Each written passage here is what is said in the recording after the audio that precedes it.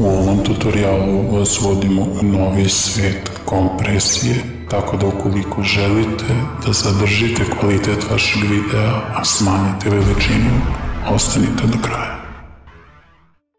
Ćao, zdravo, sa vama je Nenad Danović i danas ćemo da pričamo o jednom programu Handbrake koji možete da skinete sa sajta handbrake.fr ili sa nekog od torrenta, na primer sa Pirate Bay-a, kucate Handbrake pa šta vam izbaci, i takođe na Kick-Ass torrentu Handbrake i idete na Apps i koju vam verziju izbaci.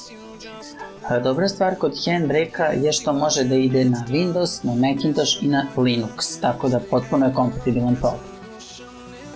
Dakle, da pređemo na sam program. Sam program je poprilično jednostavan.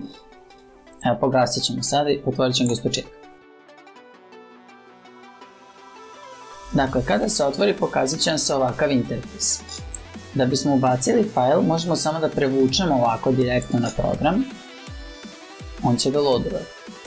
Da bi odabrali mesto gde će ga sačuvati, kliknemo na Browse i odaberemo mesto. Dakle, recimo da je na desktopu i nazvat ćemo ga mali. Save. Gledajte da format bude MP4, stavit ćemo i default. MP4 i Web Optimized, gledajte da bude otkačeno. Dimenzije da budu iste ili približne, tako da se ne bi menjala proporcija. Sljedeća stvar što idemo je proveravamo filters, tako trebamo da budemo na off, na prvi otkačen, off i skroz levo. Sljedeća stvar što gledamo je video, kodek koji koristimo je H264, frame rate je same as source i variable frame rate. Use advanced tab instead, to morate da otkačite, i quality gledajte da bude na 20, možete malo jače, ali 20 je neki prosjek da kažem. Audio, ja koristim 160, minimalno, po mom mišljenju koji je kvalitetan audio je minimalno 120, ali 160 je, da kažemo, neka sredina. I sljedeća stvar što trebamo da obrtimo pažnju je na advanced. Ovde sljedeće što menjamo je reference frame rate, po defaultu tu on treba biti 3, mi stavljamo na 4. Ovo ostavljamo na sredini i to je to. Dakle, na kraju treba da vam piše ovo ref 4 i to bi bilo to. Da probamo. Dakle, da vidimo rezultate ovoga. Start.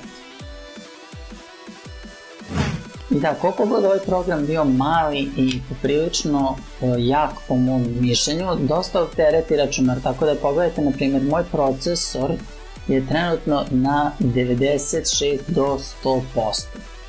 Ali mislim da poprilično brzo radi i kvalitetno odradi posao s obzirom na to da, evo, mi smo sad već stigli na 20%.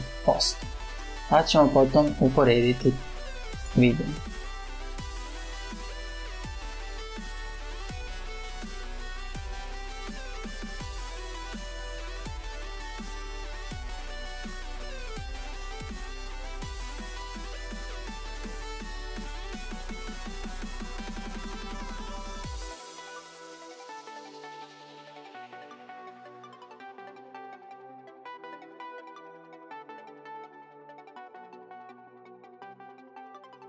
Kako je završio sa video kompresijom, piše ovde dole koje finished. Izlazimo iz programa i upoređujemo fajlove.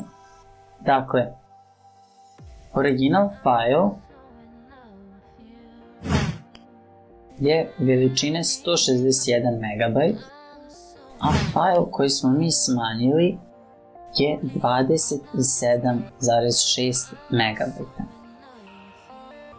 Dobro, dakle, primetili smo po samoj veličini da ga je poprilično smanjio. Ali da vidimo po kvalitetu, 1920 puta 1040, 1918 puta 1040, malo ga je smanjio, to sve stoji, i po kvalitetu ovde ga je dosta smanjio. Ali da vidimo kako se to vidi po samom videu.